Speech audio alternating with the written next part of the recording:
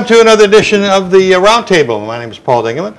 We welcome you to this program. This is a program where we get a chance to take some time with our guest and talk for 10 or 15 or 20 minutes about subjects that are very important to you as well as to them.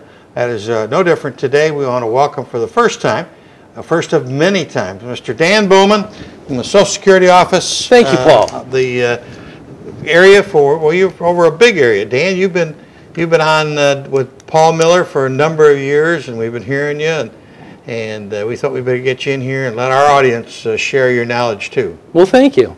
Yeah, Paul Miller and I have been on the air for nearly 10 years together. Isn't that amazing? Yeah. Great guy. Time flies. He's a good guy. He has a great show every morning. Yes. Good audience. And from that show, I know that you go on there and you disseminate information about Social Security, which is a very complex subject and can really scare a lot of people at early ages and after 65. So let's get into the subject and try and make it simpler for the audience. We'll do our best. Okay, go ahead. You go ahead and start. Well, the first thing is with Social Security is where best to get information about Social Security. And a couple years ago, we came up with an online portal that's part of the socialsecurity.gov website, where you can actually open your own personal account. It's called a My Social Security account. Okay. My Social Security account is you go directly to our main website, which is socialsecurity.gov. And I usually tell people that the best thing to do is go right to the address bar and type in socialsecurity.gov. If you go through search sites like Bing, like Yahoo, like Google, and you put in Social Security, a lot of times you'll come up with some type of representative site or some type of website that's not really socialsecurity.gov.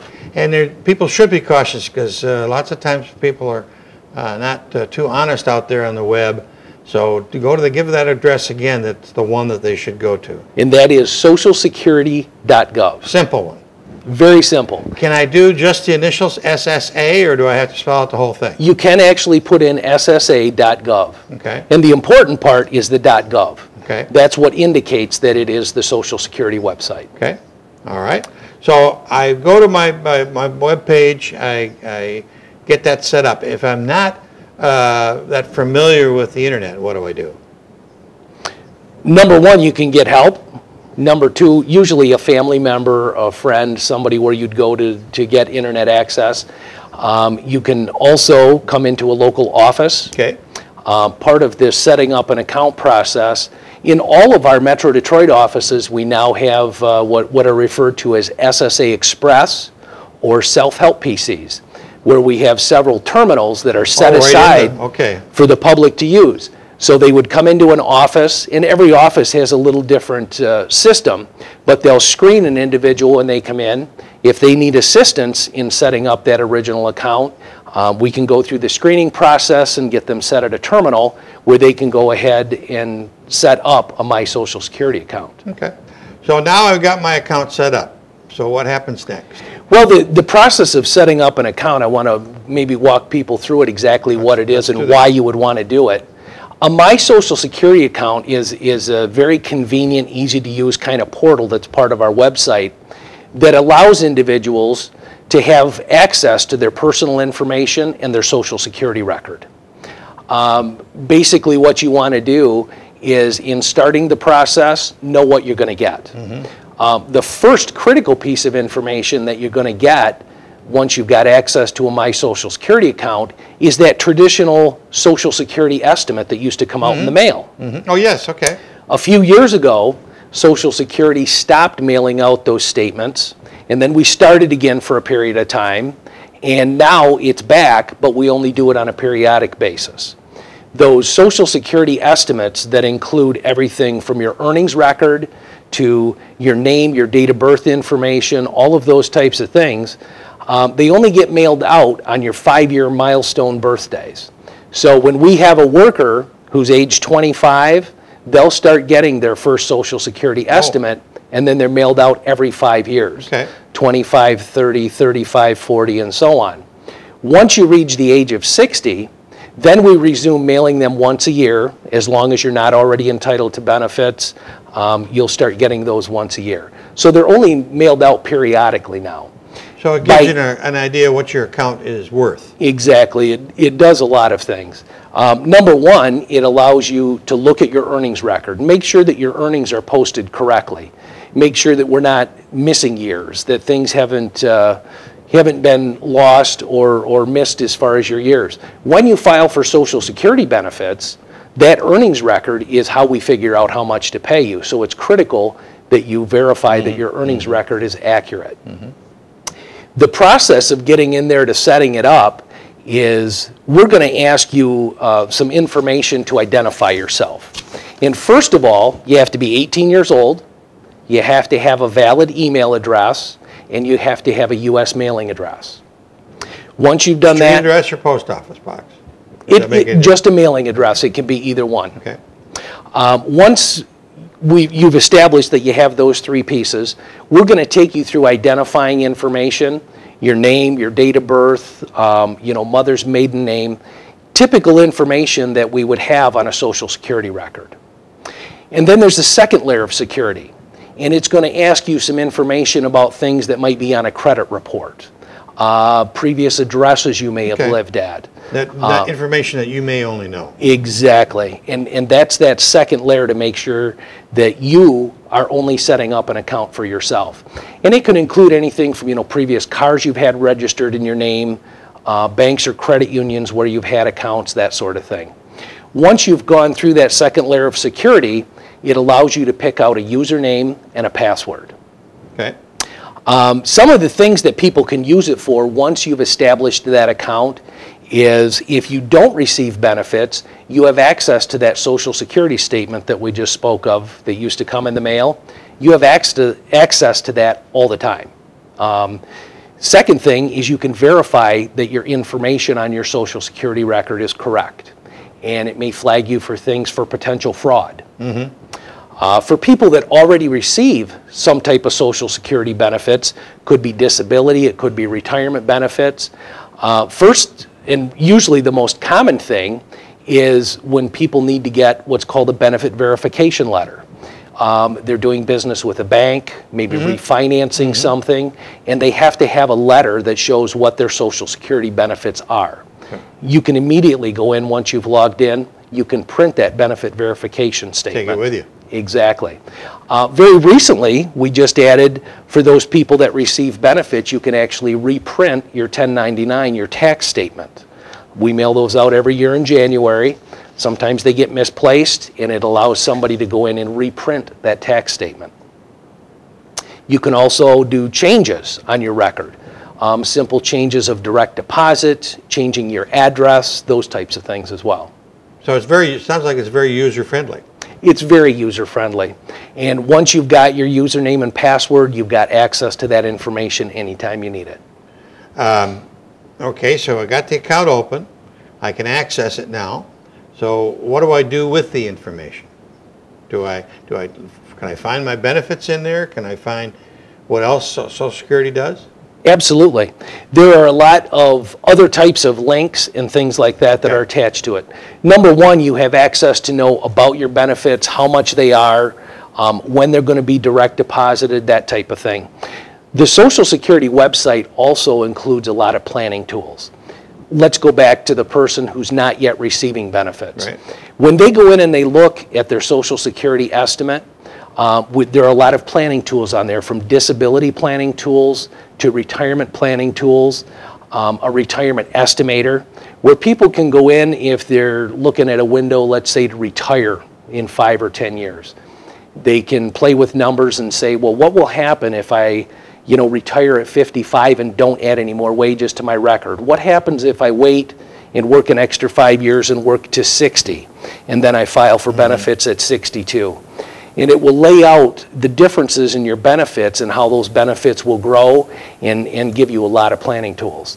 Some things that you can print and take to your financial planner or to your employer or wherever you go for financial advice. It's been pointed out before that it's important that you don't just think that Social Security is going to be the thing that's going to make your retirement comfortable.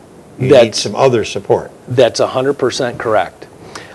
In old slides, old presentations that we see from Social Security benefits used to be described as one leg of a three-legged stool. Right. And Social Security only represents one of those three legs.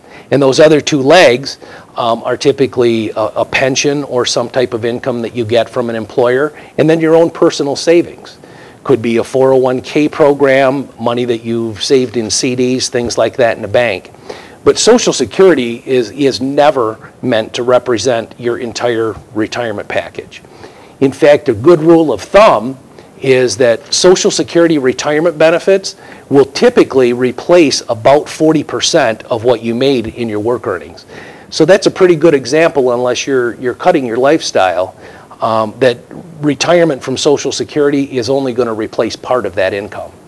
So we've opened up the account.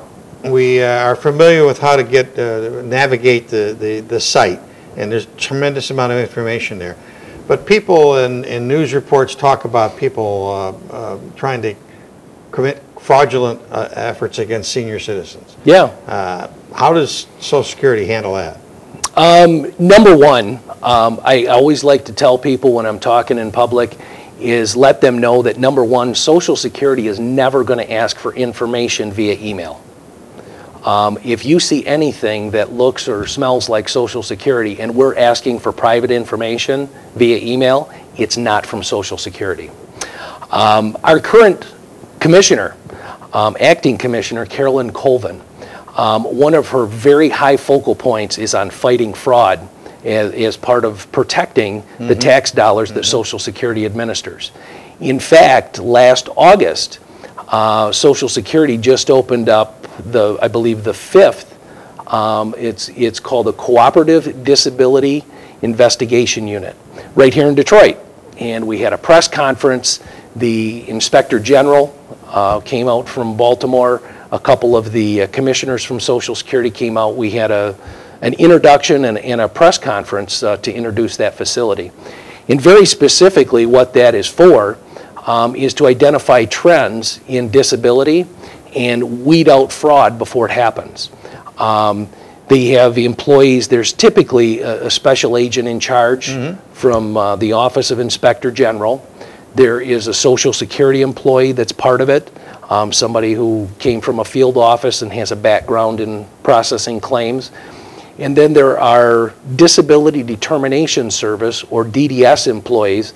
They're the ones that actually comb through the medical records and look at the evidence of a claim to approve or deny the claim. And then there are also local and state law enforcement involved.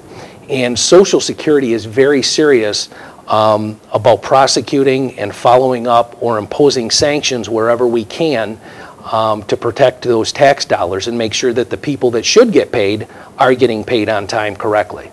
You sort of referred to medical problems there, but there is a distinction between Social Security as one agency and Medicare and Medicaid and those kinds of things as another agency. Is that right? Correct, and that's a good clarification to make.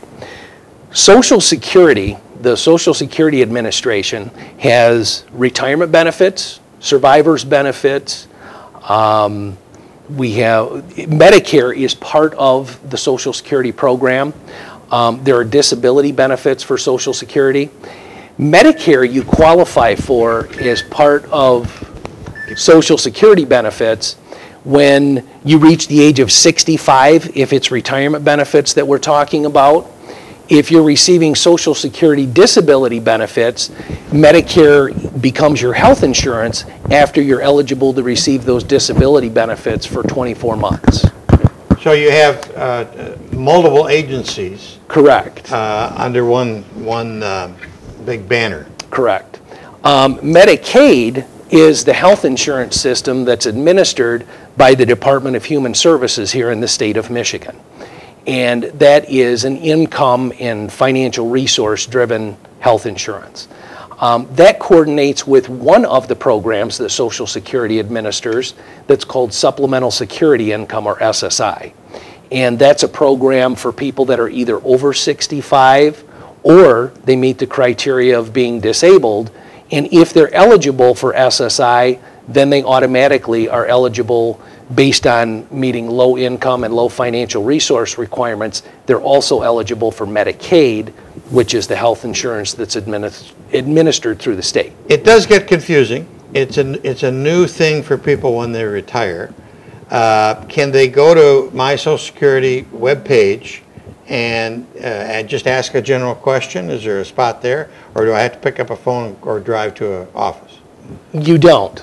I'll tell you, in the main webpage, in the upper right-hand corner, there's a little search box. You can type in any topic, any keyword that you want to search benefits by. Exactly. Social Security has over 600 frequently asked questions that are identified on the website, and they're of a wide variety. So it's one of those cases I've heard them all. Pretty much.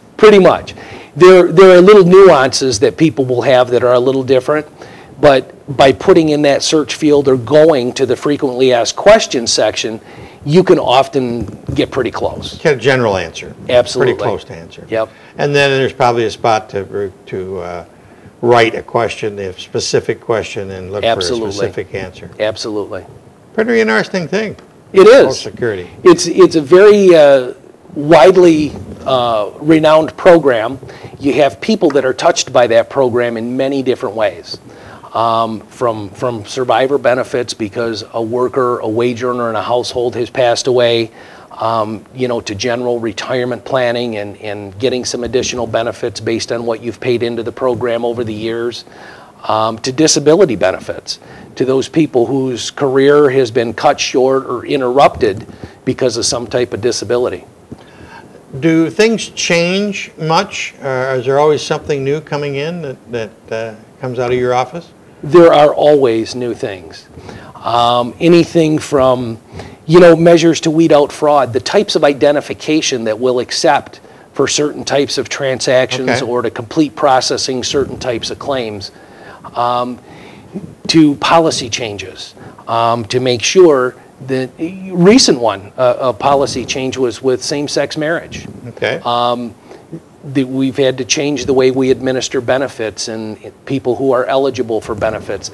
So always there are changes. And another great way to use that website, when people are looking for information, on every page of our website, there's a picture of a little envelope. Okay. And if you click that envelope on a page that may have a topic of interest, you click the envelope, it'll allow you to put in your email address. Mm-hmm. And it will automatically send you an email anytime the information on that particular page has been updated. Wow. Yeah. Well, that's good. That's a really good service. It is. So you may have, your topic. That's a case of a Big Brother watching positively. Exactly. For the planning process. Right. Your topic may be retirement. Right. And you want to look at, the retirement planning calculator, or you may want to look at your Social Security estimate. And when you see things on a certain page and they're a topic that you want to revisit for planning, or when you go see your financial planner or advisor, it will notify you as those things are updated. Great. Well, Dan, I know this is a huge topic, and I'd like to extend an invitation to you to come back on a monthly or bi-monthly basis, and we'll maybe produce your own show and give this wonderful, important information to our audience here at CTV. I would love the opportunity. Okay, very good. Thanks, Paul. That's about it for this edition of the Roundtable. Dan Bowman, good to see you. Nice to welcome to the crew here. We'll get you organized and get you on the TV on a regular basis, because I think it's very important information for young people and for people who are now utilizing the services of Social Security Administration.